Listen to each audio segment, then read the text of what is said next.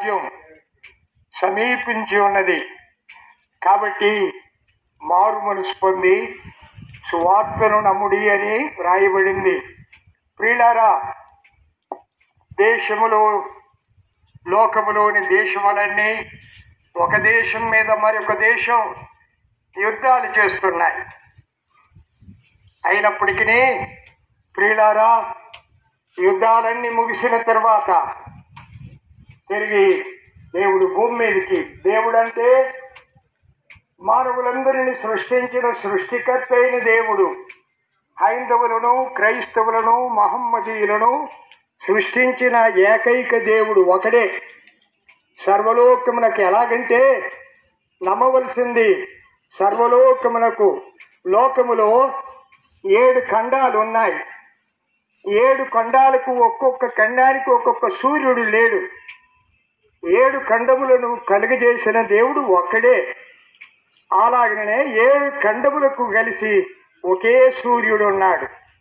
అలాగే లోకములో ఉండే మానవులు హైందవులైనా, క్రైస్తవులైనా, మహమ్మదీయులైనా అందరినీ సృష్టించిన వాడు ఒకడే.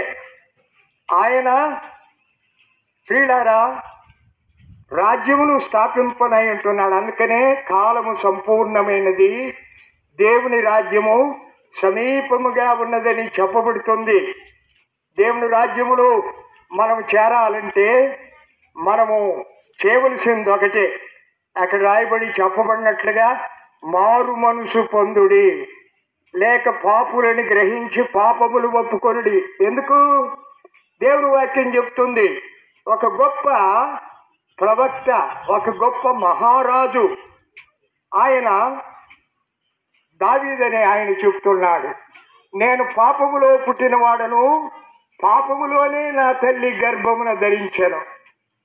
ప్రియులారా, ఆయన పాపములో పుట్టాడు, పాపములోడు జీవించాడు, పాపిగా జీవించాడు. అందుకనే ఆయన చెప్తున్నాడు. అందుకనే మానవులమైన మనము ఎవరిమైనా ఎంత భక్తి గలవారంగా ఉన్నప్పటికీ మనమందరము పాపులం. హైందవులైనా, మహమ్మదీయులైనా, క్రైస్తవులైనా అందరూ కూడా పాపులం. పాపులముగా పరిశుద్ధమైన పరలోక రాజ్యములోనికి చేరలేం. దాన్నే మోక్షం అంటారు. మోక్షం అనే ఆ పరలోక రాజ్యం అనేది ఎలాగుంటుందంటే నీతితో కూడిందిగా ఉంటుంది, యథార్థమైందిగా ఉంటుంది, సత్యమైందిగా ఉంటుంది.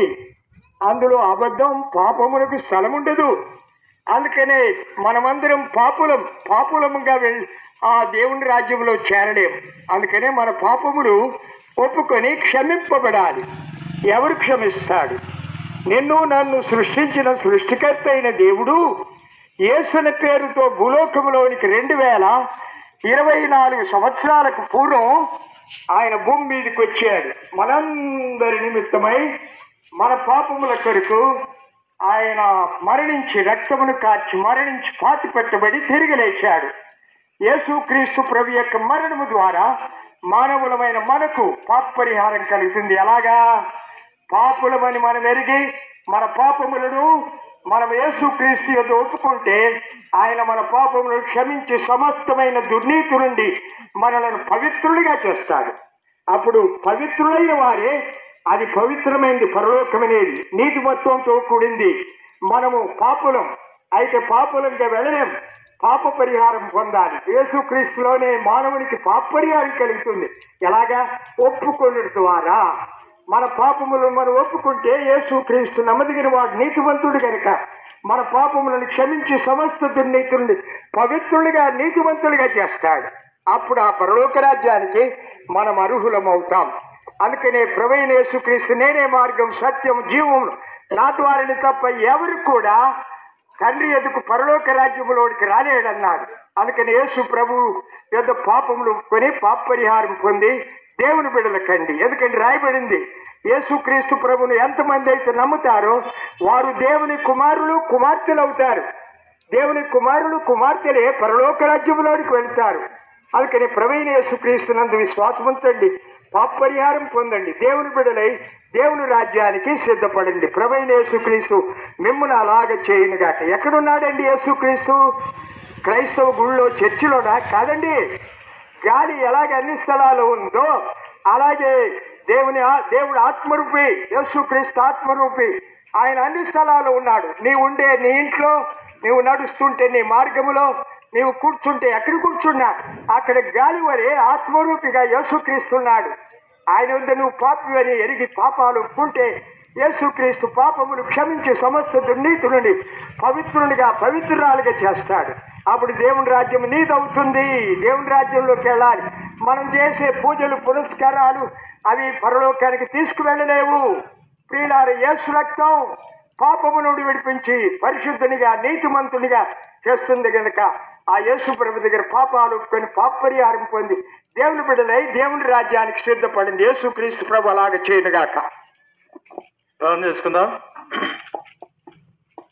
ప్రేమల తండ్రి, నమ్మకమైన దేవ, గొప్ప దేవ, సజీవుని దేవ, ఈ స్తోత్రములు వారిని వినిపించండి, సహాయపడినారు. విన్న వారిలో మీ కార్యం జరిగించండి. నేను అనేకులు విశ్వాసం ఉంచండి, సాయించండి. దేవ ఒకరు నశించి నరకానికి మీకు ఇష్టం లేదు, మనసులందరూ రక్షణ ఇచ్చేస్తా ఉన్నారు. ప్రభావ మీ కార్యం జరిగించండి. దేవ మీకు అప్పచెప్పుకుంటూ ఘనత మహిమ ప్రభావాలు మీకు కార్యపరుస్తుంది.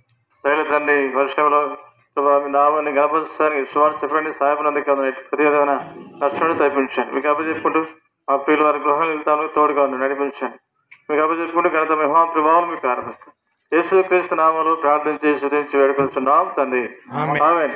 దేవుని చెప్పండి. ప్రభు యేసుక్రీస్తు ప్రభు వారికి మరణాన్ని జయించి తిరిగిలేసిన ప్రభు యేసు ప్రభు వారికి దేవుని చెప్పండి. ప్రభు యేసు ప్రభు వారికి హల్లెలూయా. అందరికీ ప్రైజ్ లార్డ్.